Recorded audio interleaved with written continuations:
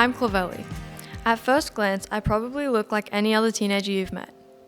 However, from the ages of 4 to 10, I lived with CRMO, chronic recurrent multifocal osteomyelitis, a rare and painful bone disease.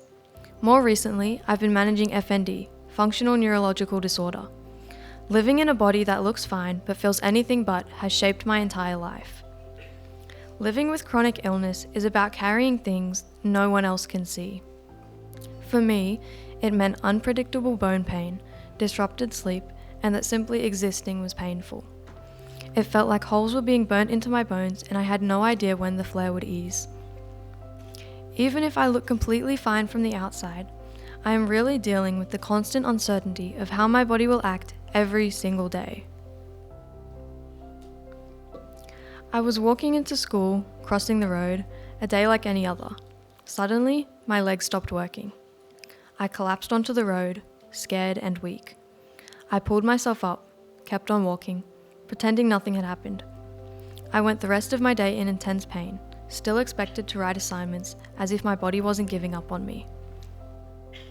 But there are no casts, no crutches, no visible signs. Photo it didn't happen, right? My biggest challenge has been balancing my health while entering senior schooling. I've always pushed myself academically, but while I was striving to be an academic weapon, my body was fighting against me. I missed classes for appointments, studied through the pain, carrying the fear of falling behind, despite feeling like I was doing everything I could. Every time I pushed myself, my body pushed back twice as hard. When I was younger, I refused to use the mobility aids I needed because I didn't want people to look at me differently. A 5-year-old rejecting help in fear of being portrayed differently is a feeling no child should ever have to experience. I've learnt how misunderstood invisible illnesses are for anyone, especially adolescents. We feel dismissed and pressured to just keep going because our symptoms can't be seen. Schools don't know how to support students like us, and as a result, teens like me and so many others feel isolated and unlike everyone else. The illness itself is already challenging. The pain, the fatigue, the dizziness, the loss of appetite. No young person should ever have to battle both their body and the skepticism of others. During my diagnosis period for FND, school was especially difficult. Without a diagnosis, teachers struggled to understand that I was in constant pain without an injury or a reason. The systems in place for sick students aren't good enough. Young people shouldn't have to prove their pain to receive the support they need.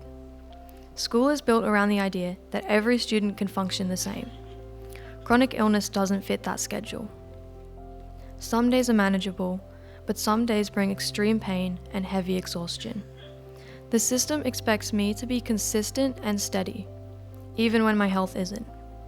There's also the pressure to keep up academically while your body is crumbling underneath you. School doesn't fix chronic illness, but it can lighten the load.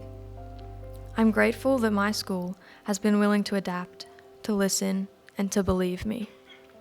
My school working with me rather than against me has made a huge difference in my life. This support shouldn't be rare or unusual, it should be expected. Too many young people are carrying their health challenges in silence, afraid of being different, or told they don't look sick, and lacking the real support they need. If we create environments that recognize the realities of invisible illnesses, we can make spaces, specifically schools, more supportive for every young person navigating difficult conditions. We can all play a part in creating change. Simply believing someone when they say they're struggling, even when it isn't visible, can make a huge difference in their experience with their sickness. I want teens facing health struggles to feel less alone than I did. I want to help shape a Queensland where the impact of invisible illnesses is understood, support is accessible, and no young person feels forced to struggle in silence. Thank you.